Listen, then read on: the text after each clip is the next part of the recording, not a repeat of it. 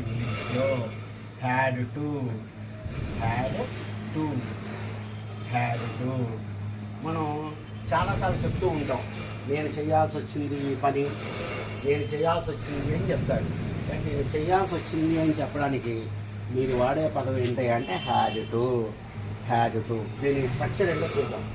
చూడండి, ఇక్కడ had to ఏంటంటే అన్నిటికీ హ్యాడే వస్తుంది. I had, we had, you had, he had, she had, it had, they had. దానిలో మార్పు లేదు కాబట్టి మీకు ఈజీ. చూడండి, he had to, he had to. ఇక్కడ మనం V1 రాసుకోవాలి.